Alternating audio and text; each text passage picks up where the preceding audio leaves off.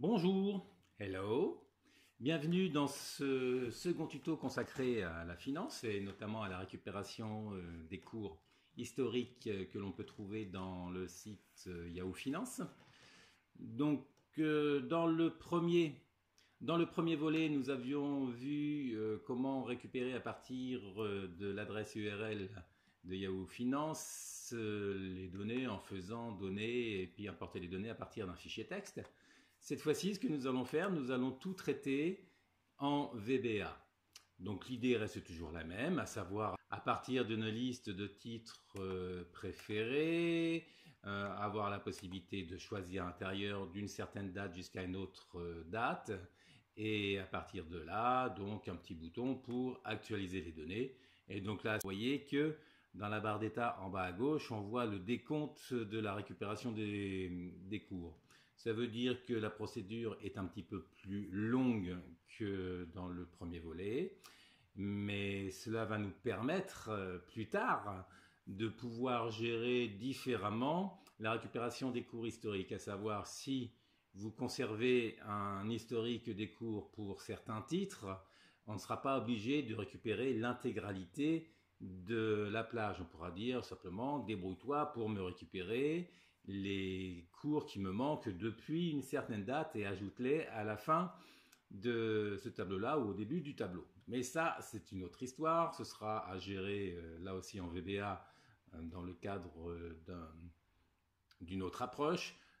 Dans ce tuto, nous allons nous contenter, si je peux dire, de voir en VBA comment on va traiter tout ça pour rapatrier l'intégralité des cours historiques. Bien, donc, comme d'habitude, on démarre sur une page blanche. Nous allons commencer par gérer la liste des valeurs favorites qu'on va mettre dans un tableau un petit peu plus à droite, avec donc le code Yahoo et à côté la désignation de notre titre tel que nous le connaissons. Voilà, on va prendre quelques exemples. Alors évidemment, si vous ne connaissez pas les codes Yahoo, il faut pouvoir les récupérer. Si on s'intéresse au titre favori, donc là par exemple je m'intéresse à Boursorama de notre côté, si vous vous intéressez au titre du CAC 40, on va faire dans Actions cours de A à Z. Voilà, et on va demander les actions éligibles au CAC 40. Afficher le résultat. Donc voilà les titres du CAC 40, donc le groupe Accor par exemple, donc on va directement cliquer sur le titre Accor et on se rend compte que pour le groupe Accor, il y a un code français, hein, je ne sais plus comment il s'appelle celui-ci, hein, mais c'est un code qui correspond à la désignation française et à côté il y a un code plutôt international qui veut dire donc AC. Côté Yahoo Finance, si on tape directement AC, donc on se rend compte qu'il y a un certain nombre. Si on laisse AC tout seul, ça ne correspond pas du tout au groupe Accor. En revanche, un petit peu plus bas, on constate qu'il y a un titre ACPA, PA comme Paris, hein, donc qui correspond effectivement au groupe Accor. Ça veut dire que côté Yahoo Finance, le titre Accor, pour récupérer le titre Accor, il faudra avoir comme code AC.PA. Voilà, donc on l'affiche de cette façon-là. Ce qui veut dire que celui-ci, je vais aller le mettre en dessous ici. AC.PA. Et à côté, on dit pour nous que c'est Accor.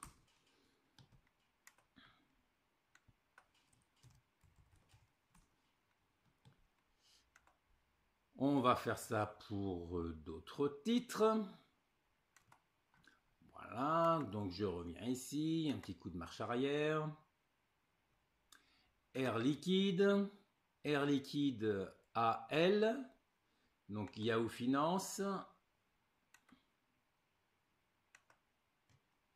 On peut supposer que ça va être AL.PA. C'était peut-être pas AL finalement, mais AI. Voilà, AI.PA et non pas AL.PA. Donc il faut faire attention, justement.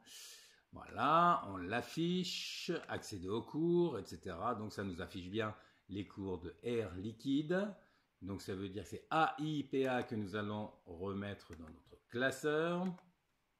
AI.PA pour air liquide. Je vais en profiter au passage pour mettre ce mini tableau là sous forme de tableau Excel. Voilà, le tableau comporte des en-têtes. OK, et ce tableau là, je le renomme TBL code, tableau des codes. OK, on va en faire un troisième tout de même. Allez, je reviens en arrière dans Boursorama. L'Oréal, par exemple. L'Oréal, le code OR. Donc, on peut supposer que côté Yahoo Finance, le code reconnu pour L'Oréal, ce serait OR.PA. Voilà, L'Oréal SA. Accéder au cours. Voilà le cours de L'Oréal. On va rajouter ce code-là dans le tableau. Donc pour l'instant, on n'est plus dans le tableau. Il n'y a pas l'onglet tableau, outil tableau dans le ruban. Mais dès qu'on va rajouter OR.PA, le nouveau titre est automatiquement intégré au tableau. L'Oréal. Voilà pour cela. Ensuite, donc, on va commencer à enregistrer notre document. Enregistrer sous. Comme il va y avoir quand même des macros à l'intérieur, on va déjà, moi je vais commencer à le mettre dans le dossier pour que vous puissiez le récupérer automatiquement via le lien que j'indiquerai dans les commentaires sur YouTube et sur mon site. Finance en XLSM, évidemment, classeur Excel prenant en charge les macros. Et je vais le renommer celui-ci, Yahoo version 2. Enregistrer. Je vais renommer la feuille. Ça va être la liste des codes. Donc base cours. Et nous allons prévoir vers la droite en essayant de laisser suffisamment de place pour rapatrier les cours sur la gauche. Donc il va nous falloir les dates, cours d'ouverture, clôture, le plus haut, le plus bas, les volumes, peut-être un petit peu autre chose. Donc on va voir comment on va gérer tout ça. Donc je vais me mettre en colonne H ici. On va prévoir de choisir un titre. Et le titre, ce serait un des titres de cette liste-là qui peut évoluer. Donc on va aller dans Données, validation des données, choisir à partir d'une liste. Et la liste, puisqu'il s'agit de récupérer à l'intérieur d'une liste nommée de dimension variable, en l'occurrence ici c'est un tableau, égale indirect, entre parenthèses, entre guillemets. On va choisir à partir du tableau TBL. Alors là, il faut se rappeler comment on les avait appelés. Je suppose que c'était code, mais je vérifierai ça tout à l'heure. Entre crochets dans la colonne code Yahoo, code espace Yahoo. Je ferme les crochets, je ferme les guillemets, je ferme la parenthèse. On va voir déjà si ça lui plaît, ça. Ok, donc le source il ne reconnaît pas ça, donc je n'avais pas mis TBL code. Peut-être sans le S, voilà. On vérifie si c'était bien ça. Dans outils de tableau création, c'était bien TBL code sans le S. Ça veut dire que là, je me récupère à la liste des codes Yahoo. On demandera de rapatrier les cours à partir d'une certaine date.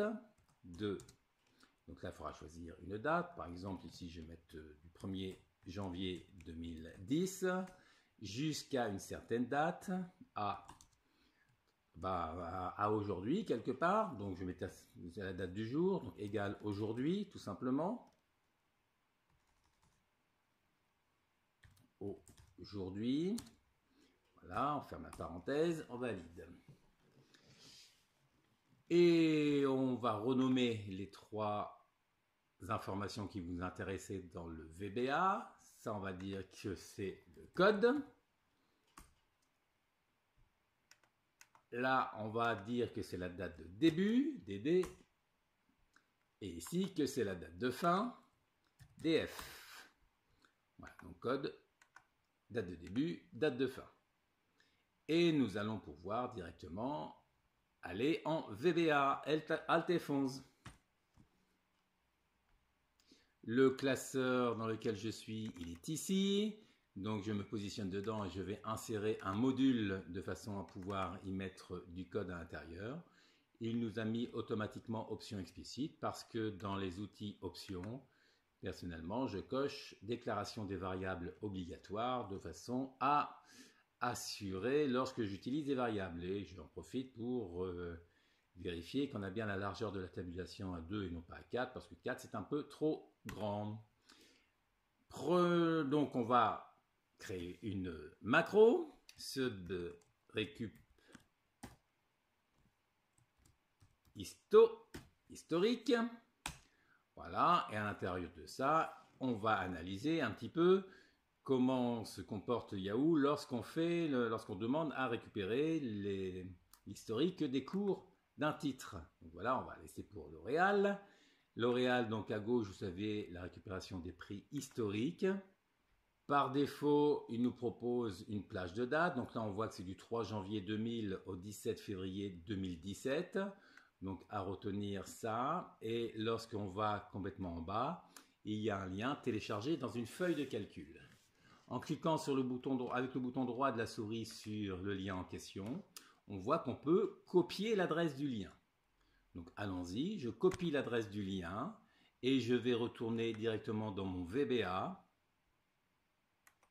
Ici, donc puisque j'ai l'intention de récupérer cette adresse-là quelque part, je vais commencer par déclarer une variable de genre, par exemple, dim URL as string, c'est une chaîne de caractères, et si je fais URL égale entre guillemets CTRL V, voilà l'URL qu'on a récupéré grâce au lien. Alors juste une petite explication par rapport à cette URL là. On voit quoi? On voit que dedans il y a le code du titre que l'on souhaite récupérer. Là, il y a une certaine date. Alors, si on observe bien ce qui se passe, on voit que là, c'est 2017. Ça veut dire que la première partie, c'est la date de fin. Et il nous met par défaut 17 ici, donc qui correspond a priori au jour. 2017, donc l'année de fin. Et là, on voit qu'il y a un 1. Or, dans l'adresse URL, on avait jusqu'au 17 février. Ça veut dire que la particularité de Yahoo Finance, c'est que pour lui, le premier mois de l'année, c'est le mois numéro 0. Ça veut dire qu'il faudra penser, par rapport à nos habitudes, à faire un -1 quelque part par rapport au mois que nous saisissons. Je vais en profiter pour fermer un petit peu ce qui nous gêne là-dedans, parce que là, c'était des fichiers d'explication. Il ne nous reste plus que ce document-là. Donc oui, par rapport au mois qui est là-dedans, il faudra penser à faire un -1 parce que pour nous, le mois c'est 2 et donc côté Yahoo Finance, le mois de février, ça correspond au mois numéro 1. Ensuite, donc par rapport à cette URL-là, donc on va traiter le jour de fin, le mois de fin, le jour de fin, l'année de fin, le mois de début, donc voilà, donc là il nous a mis 0 pour le mois de janvier, le jour de début et l'année de début. Donc ça veut dire qu'il nous faut 6 informations plus le titre, ça fait 7 variables. Allons-y pour la déclaration des variables. Dim scode as string, dim dd date de début, jour de début, pardon. Alors je vais mettre jd, jour de début as string.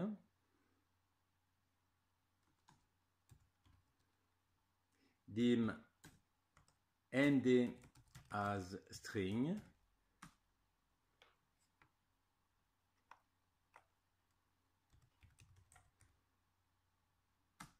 Dim ad l'année de début as string.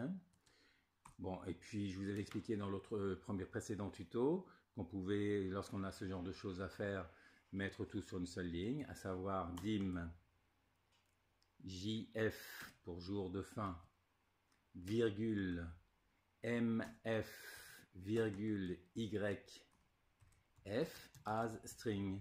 Ça veut dire que toutes ces variables-là seront considérées comme étant des chaînes de caractères. Quand c'était URL, évidemment qu'il fallait mettre et non pas USRL.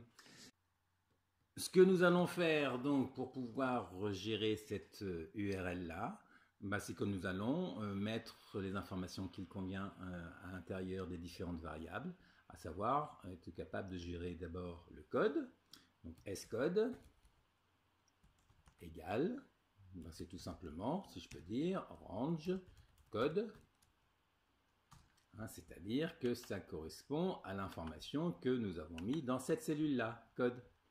Après, nous avions renommé ces cellules-là DD et DF. Ça veut dire qu'au niveau des différentes variables là-dedans, donc on a le jour de début JD égale VBA. Le jour de début, c'est donc le jour, day, entre parenthèses de range DD. Je ferme les guillemets, je ferme les deux parenthèses, la parenthèse du range et la parenthèse du day. Selon le même principe, on va avoir MD égale VBA.mons. On n'est pas obligé de mettre le VBA devant, je vous rappelle ça. Simplement, je le mets tout simplement pour vérifier que la fonction qui m'intéresse existe bien en VBA. De range, c'est donc toujours DD, la date de début. Attention, parce que là, ce que nous avons vu tout à l'heure, c'est que par rapport au mois Yahoo, travaille avec un mois décalé de 1, donc il faut, une fois qu'on aura fermé la parenthèse, faire -1 par rapport à ce mois-là, et YD égale VBA.year, l'année, de range, entre parenthèses, entre guillemets, DD. Voilà, même chose pour, avec une parenthèse en plus, serait mieux, un guillemet en trop, pardon, d'accord.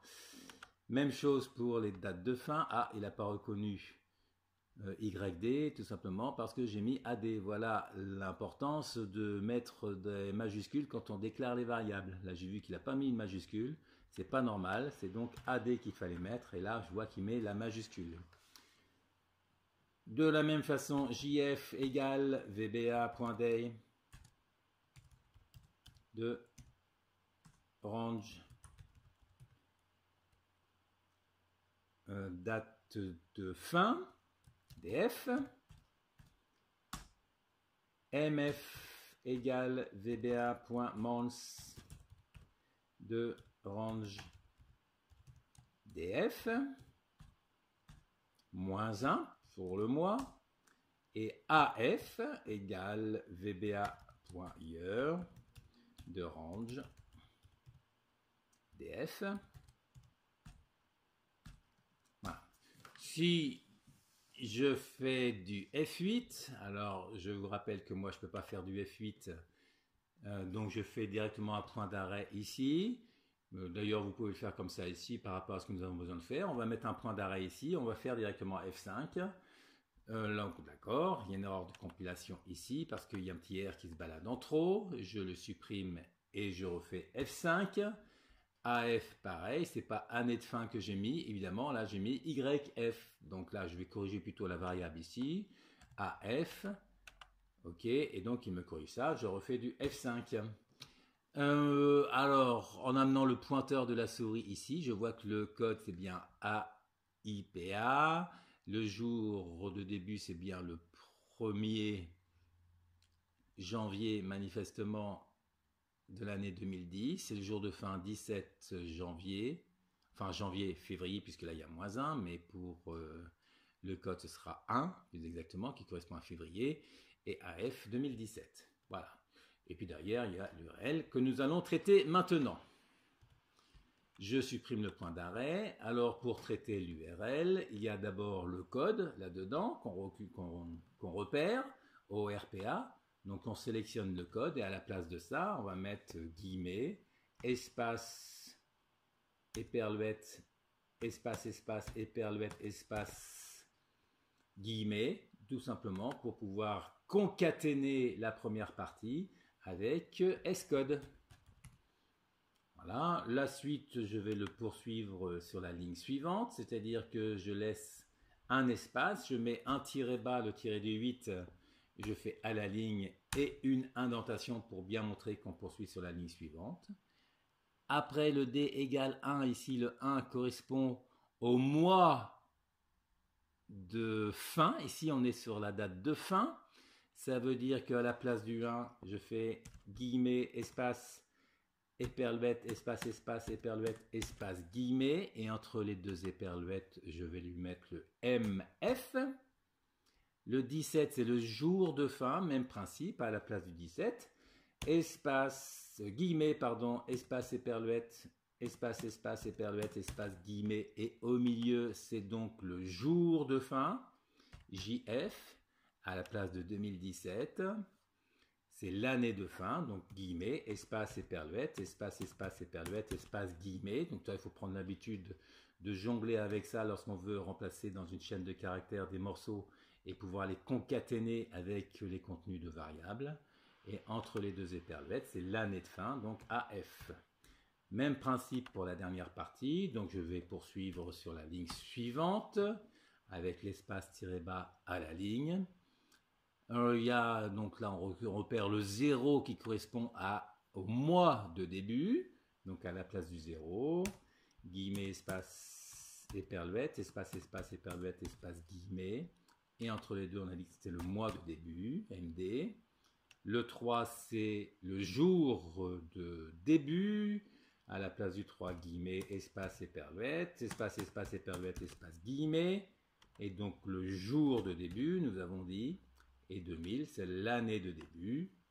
Donc à la place de 2000, guillemets, espace, éperluette, espace, espace, éperluette, espace, guillemets. Et on dit que c'est l'année de début. Voilà pour la partie URL qui est reconstruite en fonction de nos choix. Ensuite, ce qui va se passer, c'est que nous allons gérer cette URL-là en requête HTTP. Ça veut dire que nous allons commencer par ajouter dans les références une référence qui s'appelle Microsoft Win HTTP Services. On va la cocher et nous validons ça. Nous allons déclarer une variable de type Win HTTP Request, donc dim HTTP as new win HTTP request. Donc on le trouve parce que la référence a bien été cochée. Et une fois qu'on a créé notre URL correctement là-dedans, alors évidemment là c'est pas très lisible, je vais faire une indentation de tout ça de façon à bien gérer les histoires d'indentation à l'intérieur du sub et nsub. Nous allons lui dire d'ouvrir cette requête-là. Donc HTTP, qui correspond donc à la variable que nous avons déclarée là-haut, point, HTTP, point, et donc l'intérêt de travailler avec les références déclarées, c'est de savoir ce que l'on peut faire avec cet objet-là. En l'occurrence, cet objet-là, nous allons pouvoir ouvrir une requête, open. La méthode d'ouverture de la requête ici, c'est d'obtenir une URL. Donc, entre guillemets, on va lui mettre ici un get. Virgule, l'URL, c'est l'URL que nous avons conçu juste précédemment, donc URL, virgule, et est-ce qu'il faut le faire de façon asynchrone? Non, donc false. Une fois qu'on l'a ouvert, on va l'envoyer. L'envoyer donc sur le net pour récupérer une information http://send.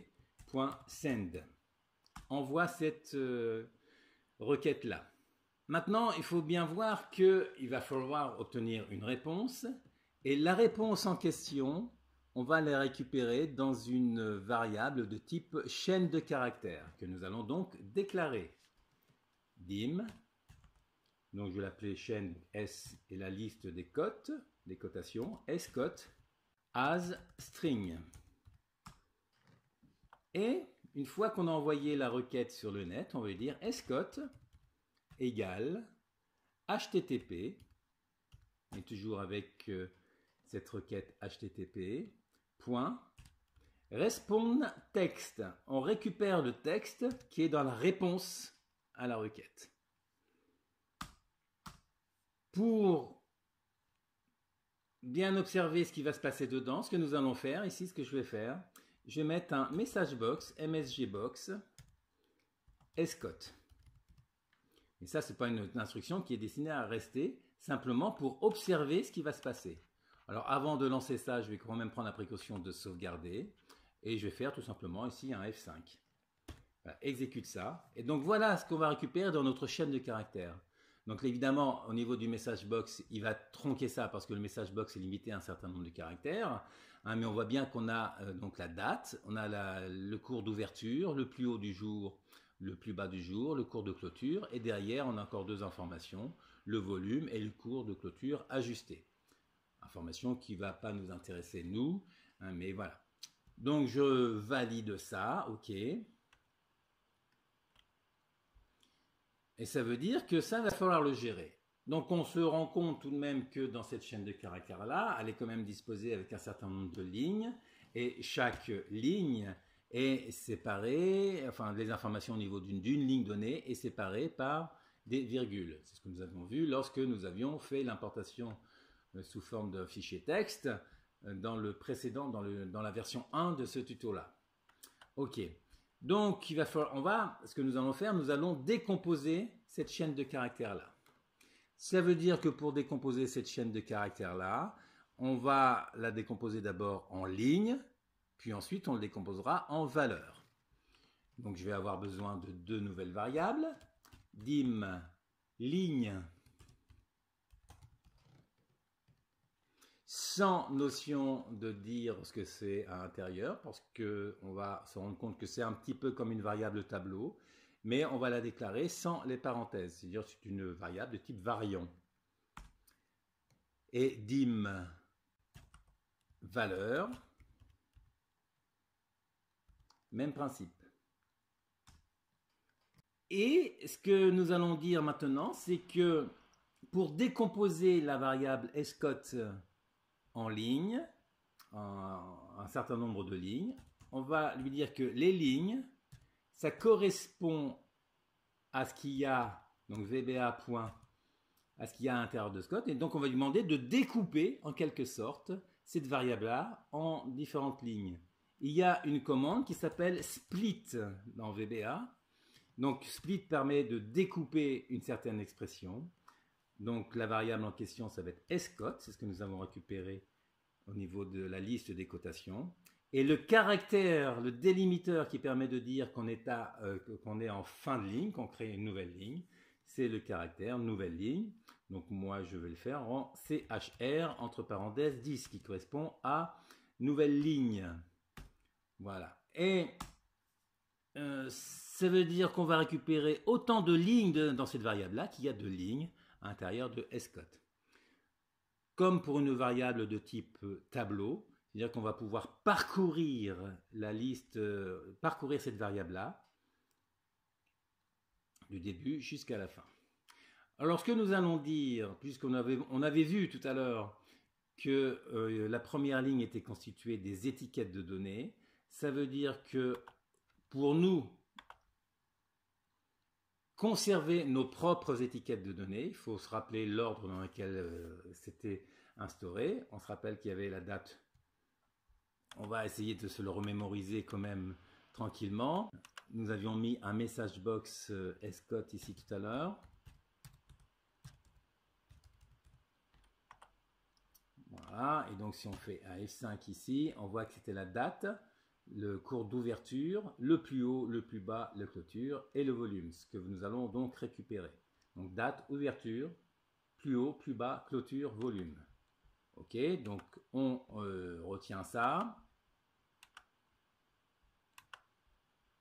Ça veut dire que ici nous allons dire que nous allons récupérer la date, le cours d'ouverture, le plus haut, le plus bas, le cours de clôture et le volume. Et on se dira que la dernière information qui correspond au cours de clôture ajusté, nous n'en voulons pas.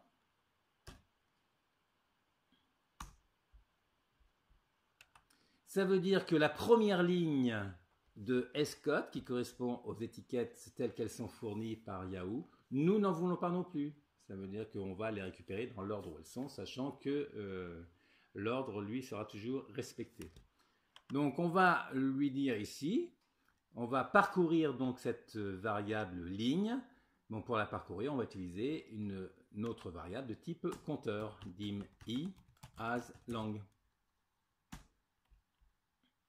Et nous allons pouvoir démarrer notre compteur. For i égale, donc si on mettait à partir de 0, on récupérait les étiquettes de données. Donc on va dire démarre à partir de la ligne numéro 1, la première ligne de données.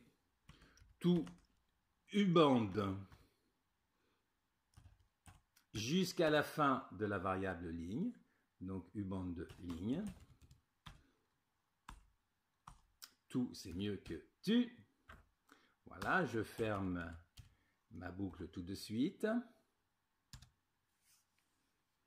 Et nous allons récupérer la ligne par elle-même à l'intérieur de cette variable multiligne, en quelque part, à l'intérieur d'une nouvelle variable de type variant, ou plus exactement de type chaîne de caractères.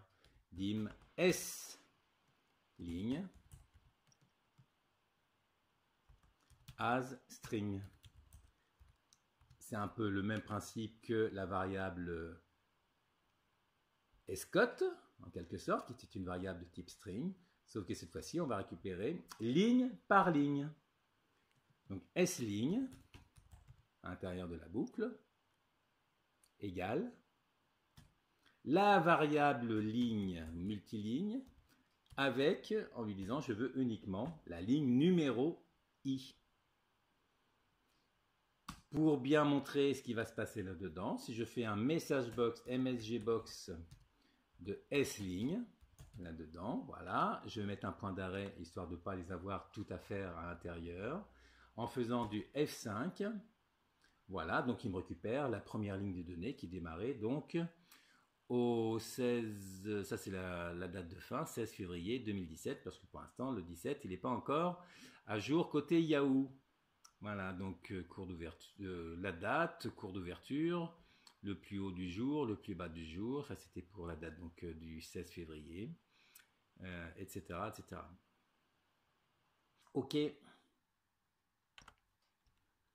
j'arrête l'exécution de la macro, donc on a récupéré une ligne là-dedans. Et maintenant, qu'est-ce qu'il faut faire? Il faut récupérer à l'intérieur de une ligne donnée chaque valeur qui va nous intéresser. Donc là, il va falloir une seconde boucle. Donc nous avions déclaré une variable de type valeur là-dedans. Donc valeur égale VBA.split. Nous allons redécouper, mais cette fois-ci, la ligne en question. Entre parenthèses S-ligne, virgule, et le délimiteur, cette fois-ci, c'est une virgule qui sépare chaque valeur. On valide ça et nous allons pouvoir faire une seconde boucle pour gérer chacune des valeurs. Donc pour faire une seconde boucle, on va besoin d'une deuxième variable de type compteur, dim j as long. Integer ici suffirait, mais au cas où on en aurait besoin ailleurs, on va la déclarer en long directement. Ça permet d'avoir des nombres beaucoup plus importants. Là, il va falloir gérer les différentes informations qui se présentent au niveau des valeurs. Parce qu'il y a des valeurs qui sont sous forme de date, il y a des valeurs qui sont sous forme numérique, mais avec un symbole décimal qui correspond au point, et il y a d'autres valeurs qui sont sous forme de nombre, comme le volume. Ça veut dire qu'on va gérer tout cela. Allons-y sur la boucle. For j égale 0 cette fois-ci, parce que la première valeur nous intéresse, elle correspond à la date. Tout uband de la variable valeur, games, à la limite -1 puisqu'on ne s'intéresse pas tout, décidément j'en veux avec ce U, on ne s'intéresse pas à la dernière valeur qui correspond au cours de clôture ajusté. Je fais tout de suite mon next. Donc là, on va étudier différents cas. Selon le cas qu'on récupère la date, on va le gérer d'une certaine façon. Si on récupère une valeur numérique avec le symbole décimal qui correspond au point côté Yahoo, nous c'est la virgule qui nous intéresse, il va falloir gérer d'une certaine façon, etc. Donc on va faire du select case selon le cas de J. Et je ferme tout de suite le end select. Si on récupère la première information qui correspond à la date, donc case 0. Il s'agit de reconstituer la date à partir de ce qu'on va avoir dans la chaîne de caractères qu'on va récupérer à l'intérieur de cette information-là. Ainsi, on remet ici le message box, MSG box S-ligne, que je fais le point d'arrêt en dessous et que je relance ça. Voilà, on voit que la date, elle se présente sous cette forme-là, à savoir 2017-02, qui correspond bien cette fois-ci au mois en question, et derrière, donc, le jour de cotation. Donc, année, mois, jour. Ça veut dire que donc là, je peux réinitialiser cela, supprimer le point d'arrêt et supprimer le message box. Ça veut dire qu'il va falloir reconstituer la date à partir de ce qu'on a dedans. Donc pour reconstituer les différentes valeurs, ce que je vais faire, je vais déclarer une variable ici, dim, et cette fois-ci, je vais faire du s-valeur, même si la valeur en question, on va la déclarer comme étant variant, de façon à avoir une seule variable pour les différents cas. En l'occurrence, pour le premier cas, ce sera une date. Donc s-valeur égale VBA.date serial. On reconstitue une date à partir des 3 informations qu'on va se récupérer dans la chaîne de caractères. L'année, ça va correspondre à 4 caractères de gauche de ce qu'on a dans la valeur ici. 4 caractères de gauche, il convient de transformer en numérique. Donc VBA.clng converti en nombre entier ce qu'il y a à gauche, donc VBA.left de la valeur en question, la valeur qu'on a ici, donc valeur, mais dans valeur c'est une matrice en quelque sorte et on s'intéresse à la première valeur qui a un indice 0 en question, voilà, valeur entre parenthèses 0. Et on a besoin de combien de caractères à gauche pour l'année en question? C'est 4 caractères. Je referme la parenthèse du left et je referme la parenthèse du CLNG. Virgule, donc là maintenant on va s'intéresser au mois. Pour le mois, je vais poursuivre sur la ligne d'après, donc espace-bas à la ligne tabulation. VBA.clng de ce qu'il y a au milieu, VBA.mid entre parenthèses de toujours de valeur entre parenthèses 0 à partir du 6e caractère, hein, il y a 4 caractères de l'année, le tiret qui va séparer, donc qui correspond au 5e caractère, et le mois correspond au 6e caractère, et il est toujours sur 2 caractères. Voilà, je referme la parenthèse du mid, je referme la parenthèse du CLNG, virgule, et pour le jour, VBA.clng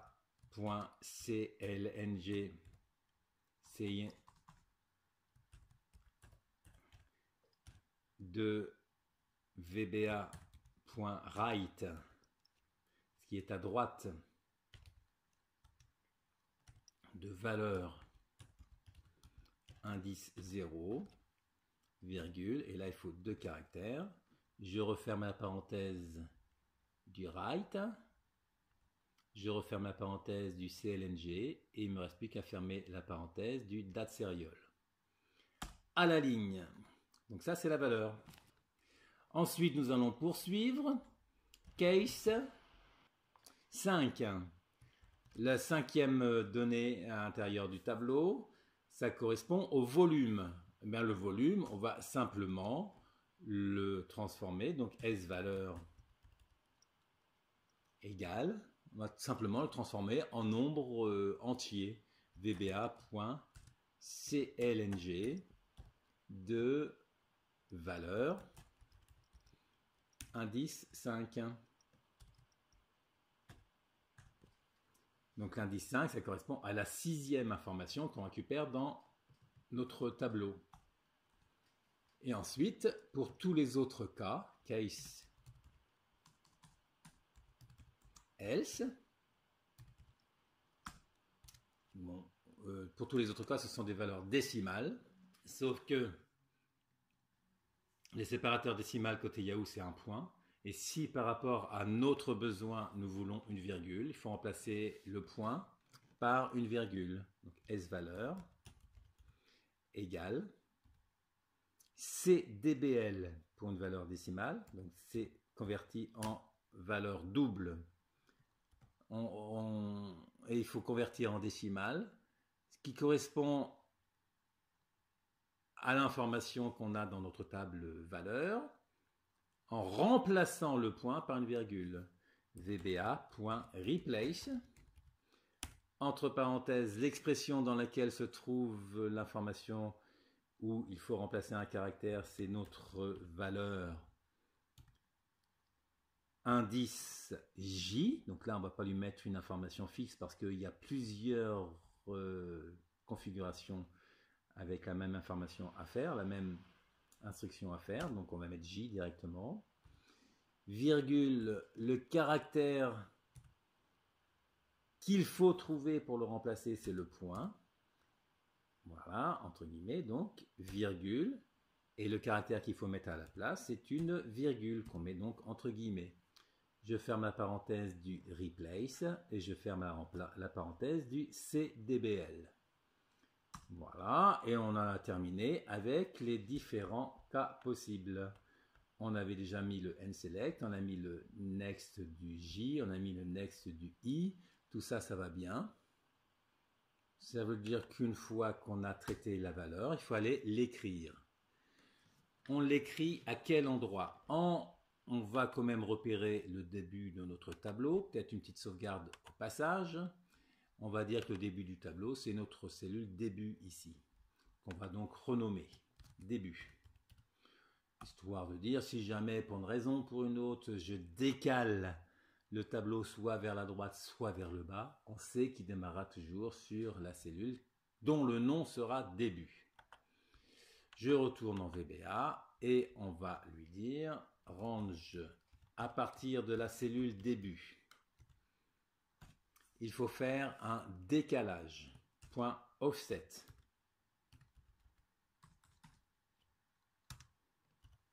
De combien de lignes? Eh bien, de ligne I directement, puisque là, on voit qu'on a démarré à 1. Donc, comme il s'agit d'un décalage, la première donnée en ligne sera décalée par rapport à la ligne de titre de une position. Donc, I. De combien de colonnes? Cette fois-ci, on démarre à 0. La première valeur est dans la même colonne que là où on veut récupérer la date. Donc, c'est directement un décalage de J égale S valeur que l'on a traité précédemment. Donc il va s'adapter aux différentes configurations puisque ça a été traité. Et quelque part, on va dire qu'on a l'essentiel de ce qu'il nous faut pour remplir notre tableau. Nous allons tester ça. Donc je refais une sauvegarde. Bon, il est rare que ça fonctionne du premier coup, ce genre de code. On fait toujours des petites erreurs. Donc évidemment, ce que je vais faire ici, recréer un petit bouton zone de texte. Voilà, avec un Go je reclique sur le bord de la zone de texte de façon à pouvoir centrer horizontalement, verticalement. Et dans les outils de dessin, un format qui va bien. Là, vous commencez à être habitué avec cette méthode-là si vous suivez les différents tutos que je fais. Et évidemment, sur le bouton droit de la souris, affecter une macro, récup histo.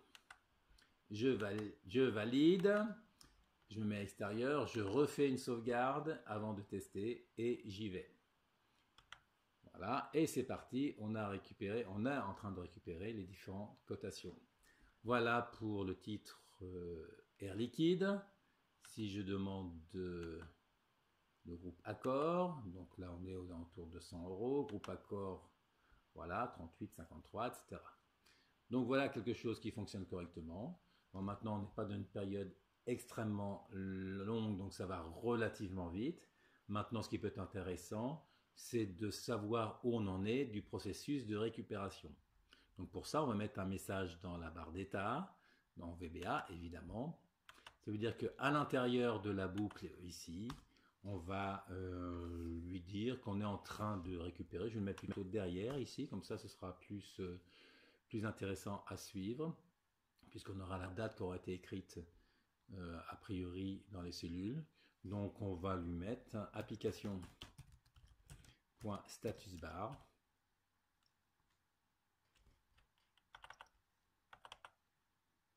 Égal, puis là on va pas trop s'embêter, on va mettre un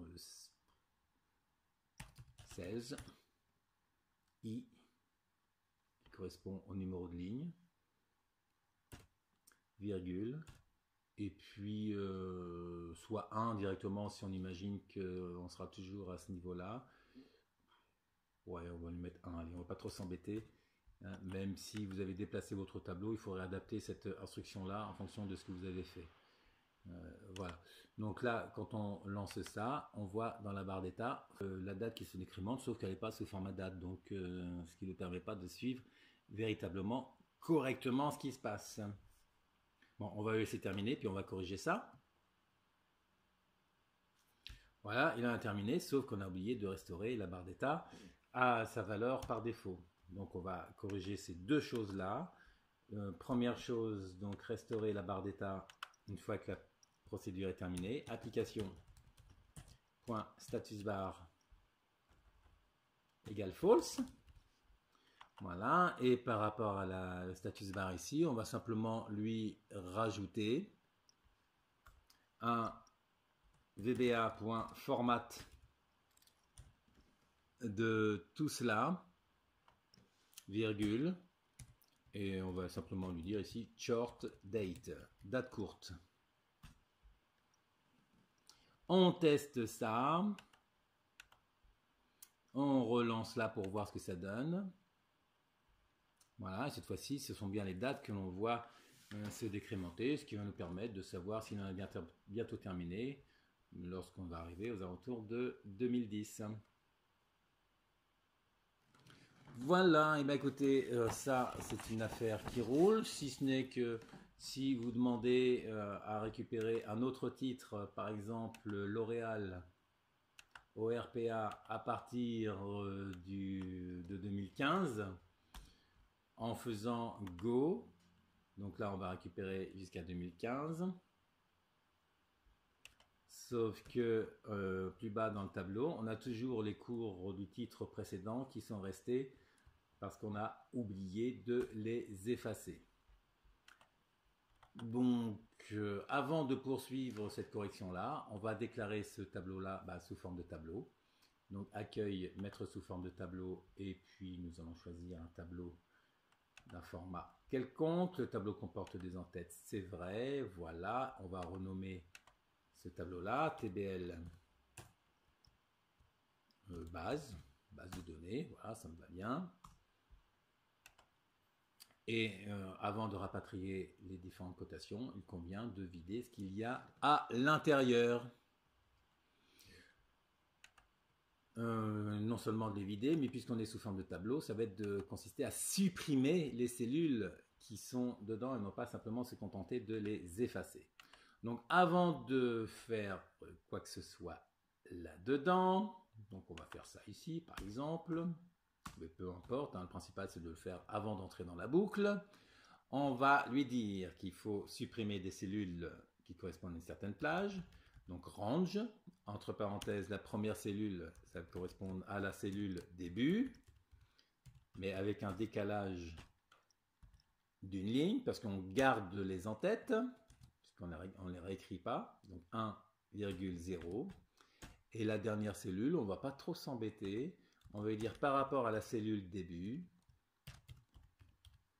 tu vas jusqu'au bout vers la droite, point end, xl to right, et tu vas jusqu'à la fin vers le bas, point end, xl down, point end, entre parenthèses, xl down, on ferme la parenthèse du end, on ferme la parenthèse du range, et par rapport à ça, on lui dit tu supprimes les cellules, point delete, espace, et le shift, il faut le faire vers le haut. On décale toutes les cellules vers le haut. XL, up. Ok. Et donc, nous allons reprendre, retester ça avec une petite sauvegarde préalablement. On refait ça. Donc, 2015, sachant que là, il nous avait gardé jusqu'à 2010. On relance ça. Voilà, qui nous fait un certain nombre de choses. On voit la chose se faire là-dedans. Donc de 2015, cette fois-ci, on a bien que 2015 et le tableau s'arrête bien à cet endroit-là. Donc ce qui nous permet derrière de faire tout ce qu'on aurait besoin de faire, à savoir derrière si vous voulez faire un tableau croisé dynamique parce que pour un certain nombre, une raison ou pour une autre. Donc là par exemple ce que je vais faire, ici je vais mettre un historique beaucoup plus important, 1990. Donc là, évidemment, je ne vais pas vous laisser attendre tout ça, je vais faire une décomposition. Donc voilà pour la récupération des cours de ce titre-là. Donc pourquoi avoir mis une longue période? Simplement pour se dire, une fois qu'on a fait ça, qu'est-ce qu'on peut en faire? Éventuellement, un petit tableau croisé dynamique que l'on va mettre sur une nouvelle feuille de calcul. Voilà, la source est bien TBL plage. Je valide cela, et à partir de ce tableau croisé dynamique là, on va mettre donc les dates en ligne. Je vais mettre le plus bas, et pour le plus bas, on va prendre le mini de la période qui nous intéresse et non pas la somme. On va mettre le plus haut, et pour le plus haut, on va prendre dans somme de plus haut paramètre des champs de valeur le maxi du plus haut. Alors pourquoi faire ça comme ça? Tout simplement pour dire, lorsqu'on va regrouper éventuellement les champs sur les dates, si vous regroupez par les périodes de mois et années, ça va vous permettre d'avoir des configurations de ce type-là. À savoir si derrière cela on fait un graphique croisé dynamique, voilà, sous forme de barres collées les unes à côté des autres. Ça correspond à quoi, ce premier truc là on va essayer ça comme ça. Ok. Ça c'est un peu bizarre ce qu'on a ici en janvier par rapport aux valeurs qu'on a ici. Ah, il y a peut-être eu des chutes de cours importantes en janvier 2000. D'ailleurs on était jusqu'en 90, mais là il n'y avait rien. Effectivement, parce que les cours étaient à 600 et à ce niveau-là, 700, 800, et d'un seul coup, on est passé à 80. C'est peut-être là, il n'y a peut-être pas eu la prise en compte du passage à l'euro, mais bon, ou alors c'est passé un autre événement dans cette période-là, au niveau du groupe accord, à vérifier. Bon, c'est peut-être normal qu'on ait ça. Donc le graphique croisé dynamique, nous allons donc, ouais, on va peut-être pas prendre les années 2000 du coup. Bon, c'est pas grave. On va positionner ce graphique croisé dynamique là sur une autre feuille de calcul, nouvelle feuille, voilà, graphe. Ok, la feuille 2, on va la renommer TCD pour tableau croisé dynamique. Voilà, et donc au niveau du graphique, Pour mieux visualiser ce qu'on va faire, on va même regrouper directement, grouper par année. Voilà, ça va être encore plus flagrant au niveau du graphique. Et ce que nous allons faire, nous allons repositionner directement les barres. Donc je vais sélectionner une des barres. Et au niveau de l'analyse du format, mise en forme de la sélection.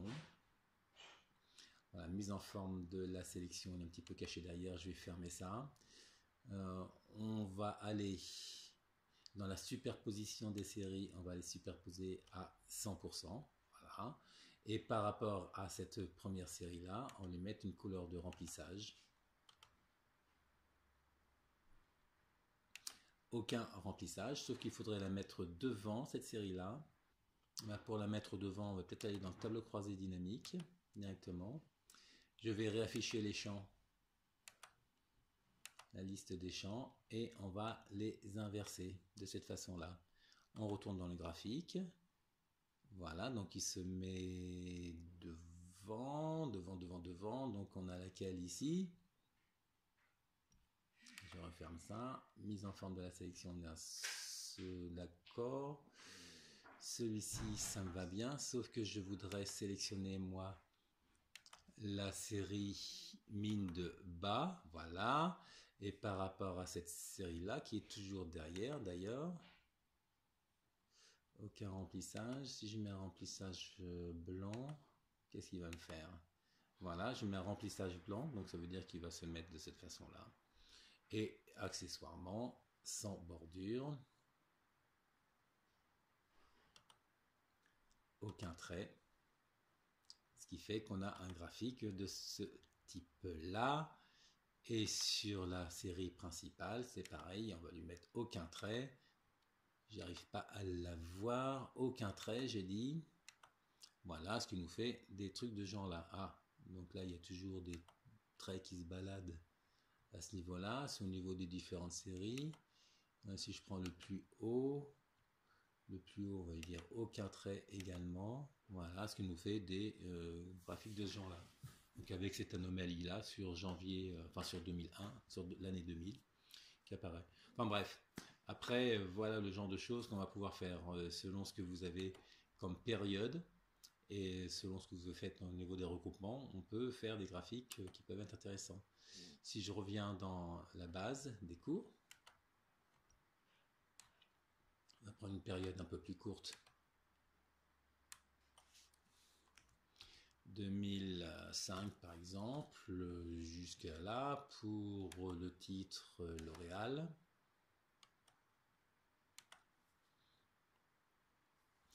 Voilà, donc on voit la série se décrémenter. Pour accélérer le mouvement, simplement, ici, on va lui mettre en application. Point screen updating égale false. Comme il y a le tableau croisé dynamique en même temps, on va faire application. Point calculation égale XL manual. Et une fois que tout ça sera terminé, application. Point calculation